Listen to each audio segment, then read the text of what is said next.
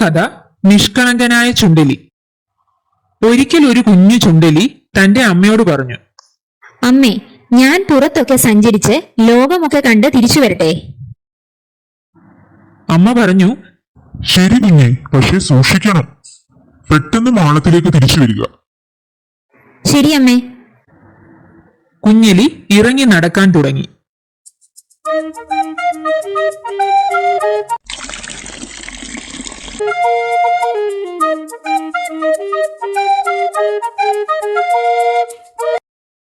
അങ്ങനെ അവൻ പല സുന്ദരമായ കാഴ്ചകളും കണ്ട് ഇങ്ങനെ മുന്നോട്ട് പോവുകയാണ്. പെട്ടെന്ന് വയലിൽ വെച്ച് അവനൊരു സുന്ദരം പൂവൻകോഴിയെ കണ്ടു.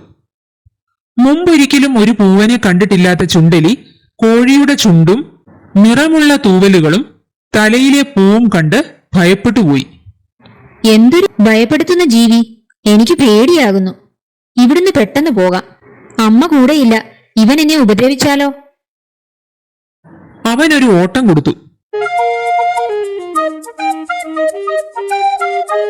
ഓട്ടത്തിനിടയിൽ അവനൊരു തടിച്ചു കൊഴുത്ത പൂച്ചയെ കണ്ടത്. കുഞ്ഞെലി കുറെ നേരം അവനെ നോക്കി നിന്നു. എന്നിട്ട് ചിന്തിച്ചു, എന്തൊരു പാവം ജീവി! എത്ര മിനുസമുള്ള രോമം, എത്ര ഭംഗിയുള്ള കണ്ണുകൾ! അവൻ അങ്ങനെ കാഴ്ചകളൊക്കെ കണ്ട് വീണ്ടും മുന്നോട്ട് നീങ്ങി. ഓ, ഇരുട്ടാൻ തുടങ്ങി. ഇനി അമ്മയുടെ അടുത്തേക്ക് പോകാം. അവൻ അങ്ങനെ കാഴ്ചകളൊക്കെ കണ്ട് അമ്മയുടെ അടുത്തെത്തി. എന്തൊക്കെ കാഴ്ചകൾ കണ്ടു മോനെ നീ? താൻ കണ്ട കാഴ്ചകൾ കുഞ്ഞെലി അമ്മയോട് വിവരിച്ചു.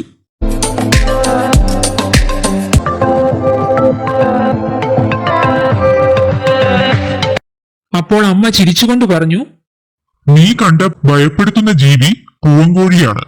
പൂവൻകോഴി യാഥാർത്ഥ്യത്തിൽ ആരെയും ഉപദ്രവിക്കില്ല. എന്നാൽ നിനക്ക് ഭംഗിയുള്ള പാവമെന്ന് തോന്നിക്കുന്ന പൂച്ച നമ്മുടെ ശത്രുവാണ്. അവൻ നമ്മളെ ഉപദ്രവിക്കും. അമ്മ പറഞ്ഞത് കേട്ട് കുഞ്ഞെലി എല്ലാം മനസ്സിലാക്കി. ഈ കഥയുടെ ഗുണപാഠം ഇതാണ്: ബാഹ്യ കാഴ്ചകൾ ഒരിക്കലും യാഥാർത്ഥ്യമല്ല. ഇതായിരുന്നു ഇന്നത്തെ കഥ, നിഷ്കളങ്കനായ ചുണ്ടലി.